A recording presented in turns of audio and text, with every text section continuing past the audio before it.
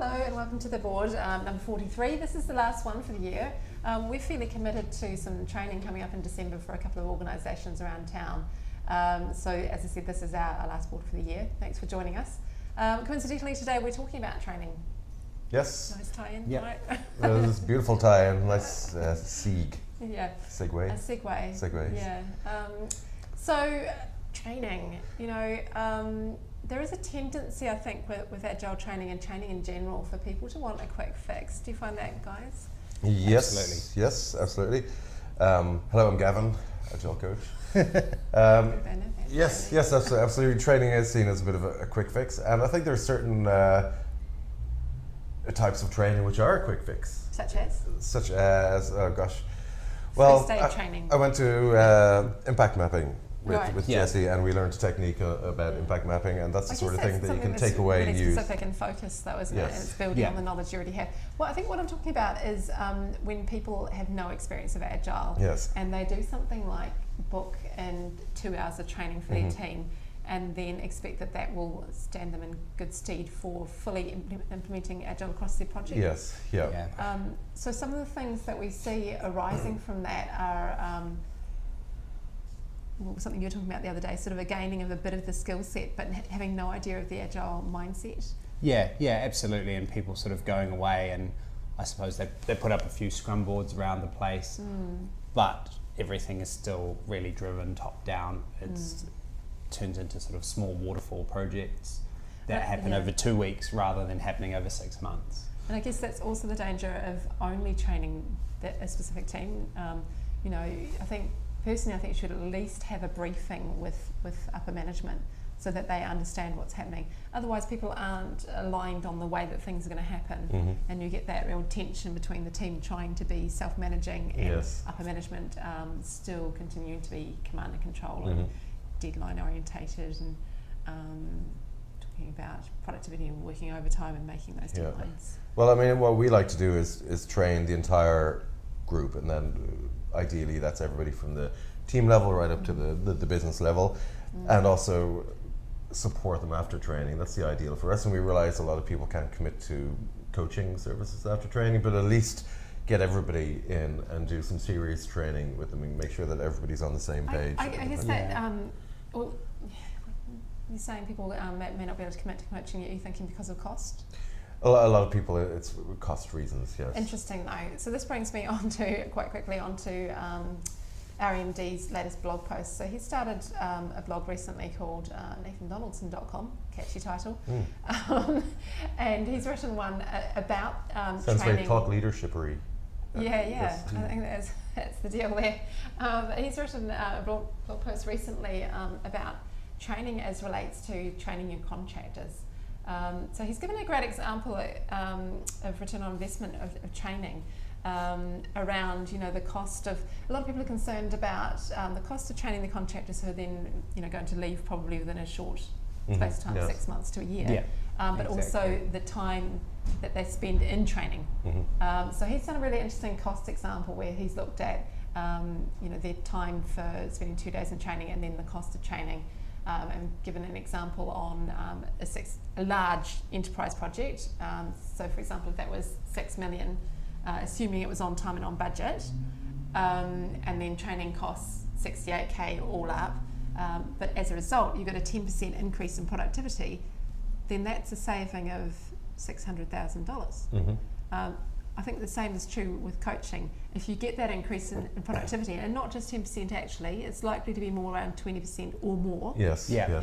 Then you can't really argue with the cost of coaching on that basis. Well, that's right. I think a lot of people, when we train them and we offer coaching services, that they feel, I think sometimes that we're just trying to sell them more stuff, which just isn't the case. It's what we know to be the most successful way for them to implement Agile practices in their workplace. Well, and I'm thinking, using our own company as an example, it took us 5 or 6 years to really hone our practice, and in that time, we didn't have an Agile coach. We had a leadership that was really, really passionate about it and did a lot of learning.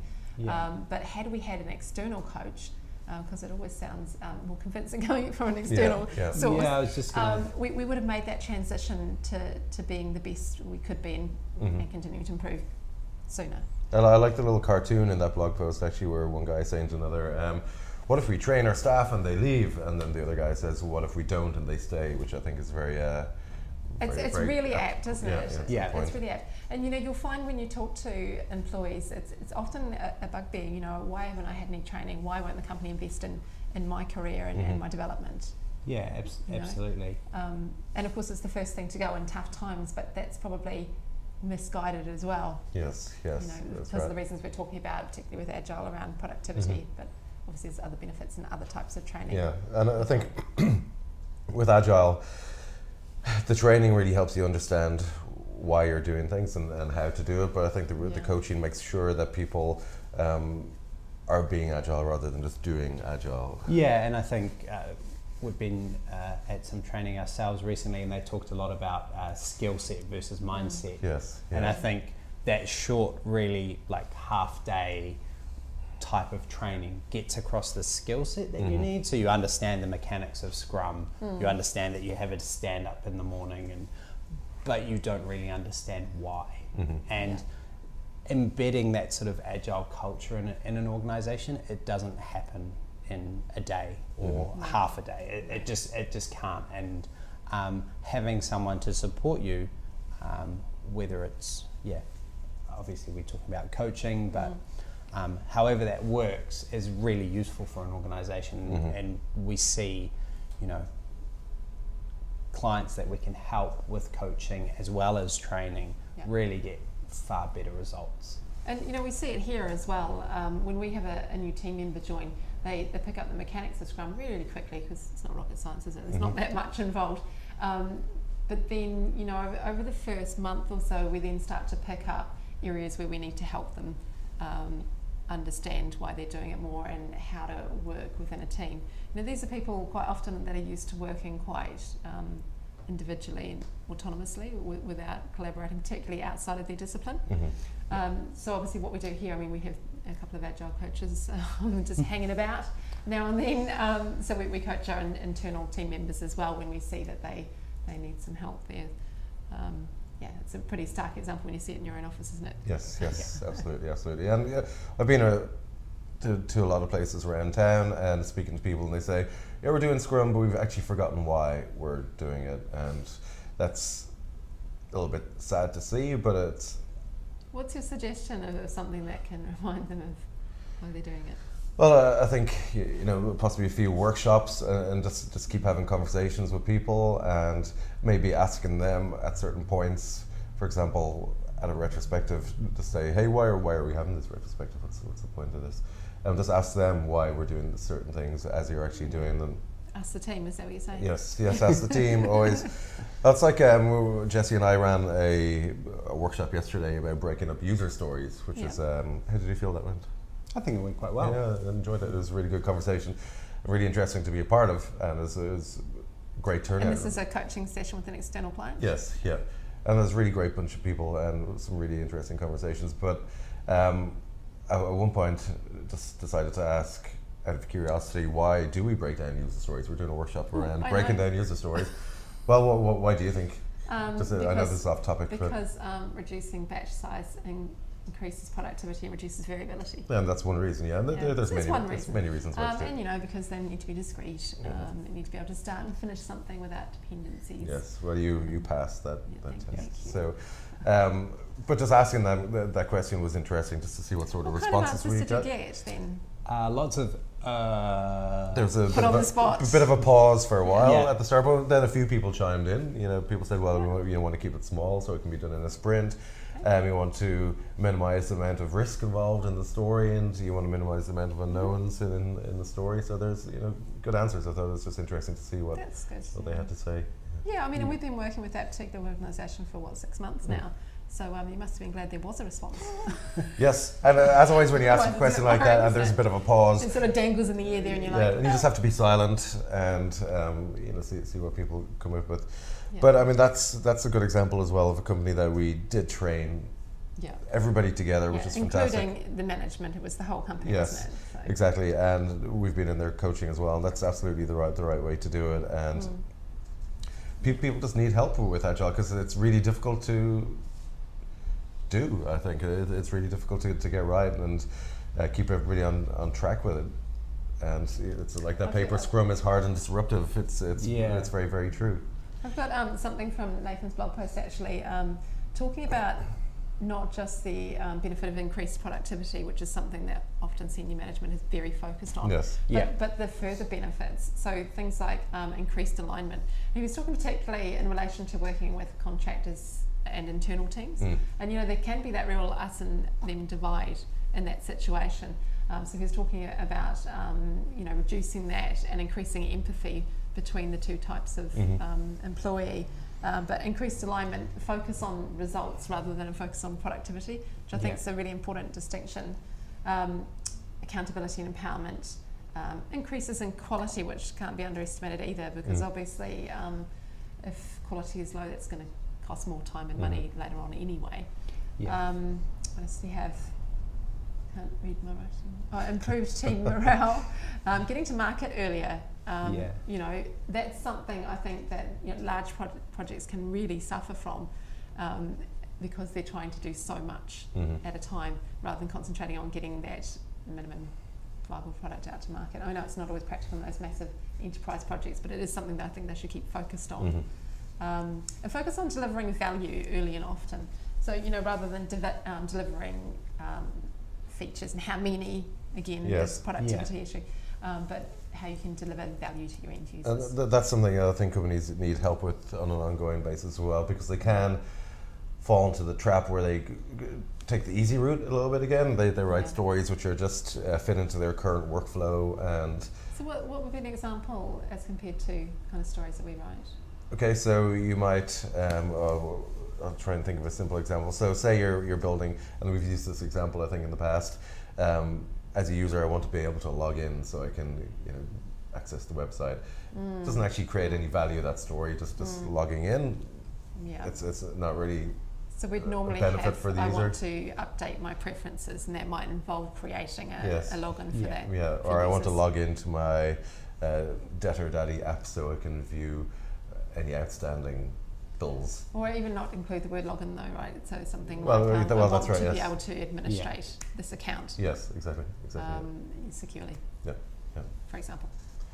And so and each story having to create a little bit of value rather than just being the next step in your development process, really. And that's a difficult one that often drops out. That company we were with yesterday, I think, are great because they're always thinking about that stuff and always addressing it. That's just a really, really positive thing.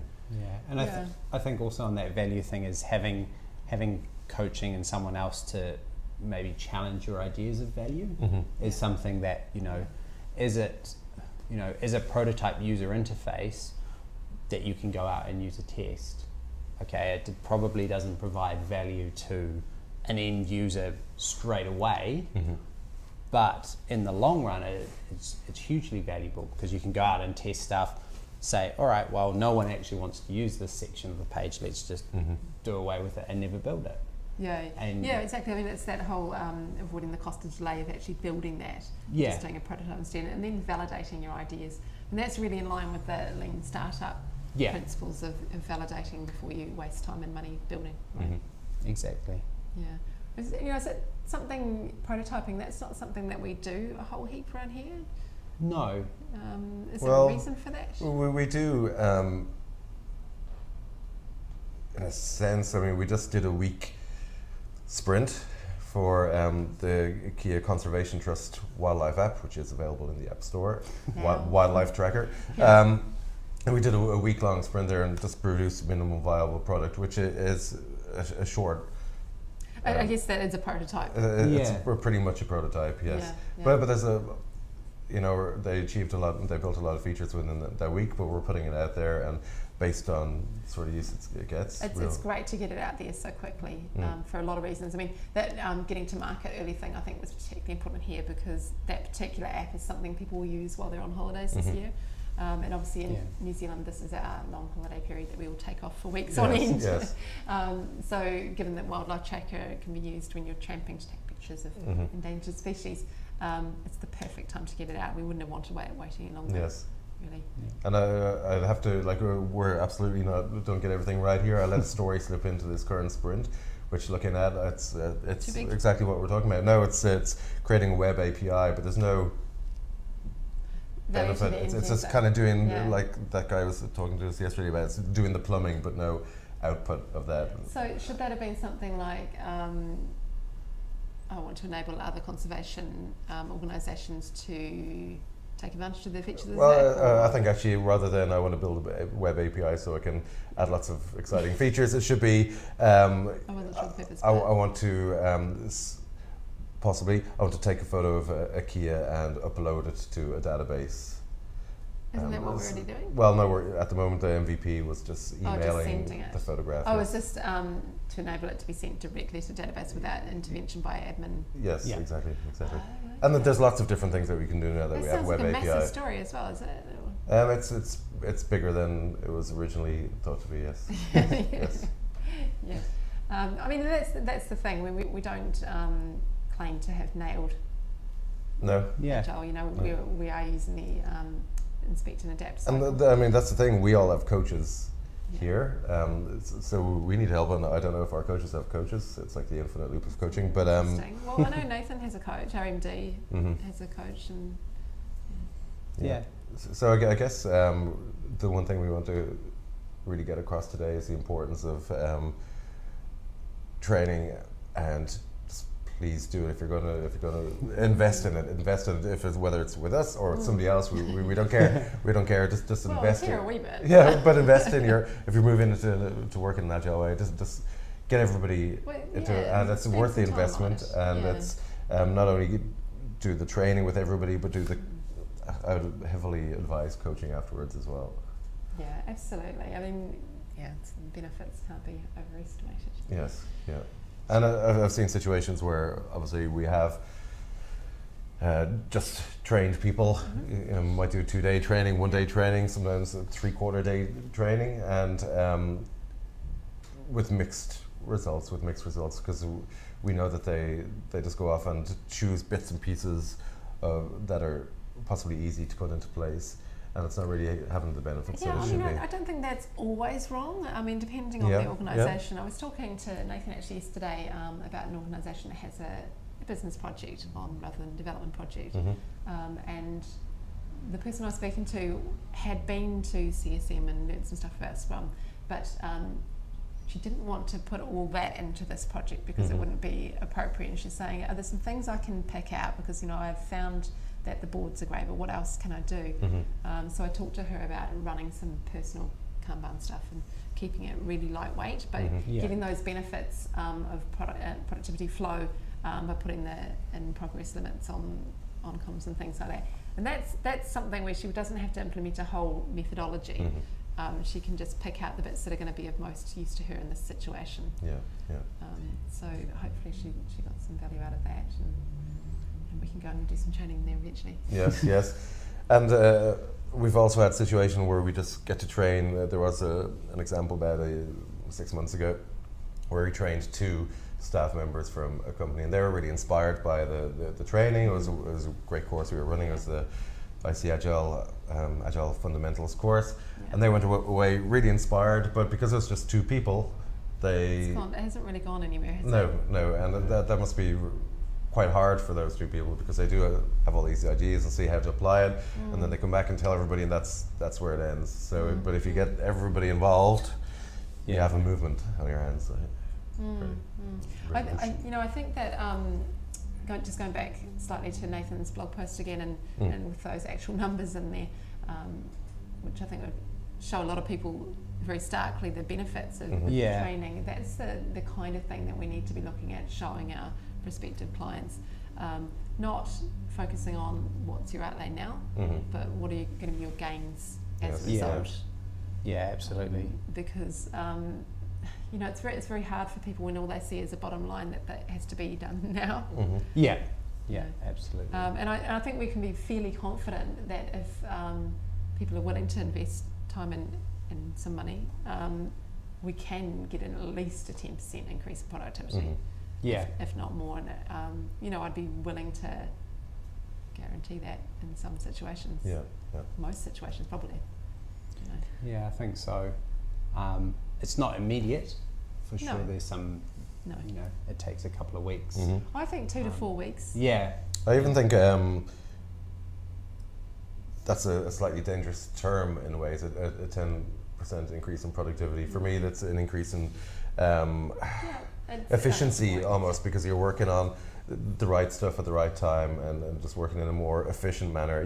Because people are going to be, it's not like they're writing more lines of code or No, at least hopefully. but possibly not even delivering more features, just delivering the right features first. Yeah. The problem is that people love things to be quantified, particularly business people who are short of time. Yes. You know, that they like to see stats and amounts. So, and it's quite hard to quantify things like an increase in team morale. Yes, Although, absolutely. you know, there are things we could do. Obviously, we could say, look, we will measure this. We're going to start using the smiley faces board the minute we get in there. Yes, Yeah. So I guess we could look at how to measure those intangibles a bit better. But I think probably that the harder task is having people understand how important that stuff is Yes, as absolutely. compared to those numbers. Yeah. So yeah. So I think that probably brings us to the end for today, does it? I think so, You guys yes. got anything to So add?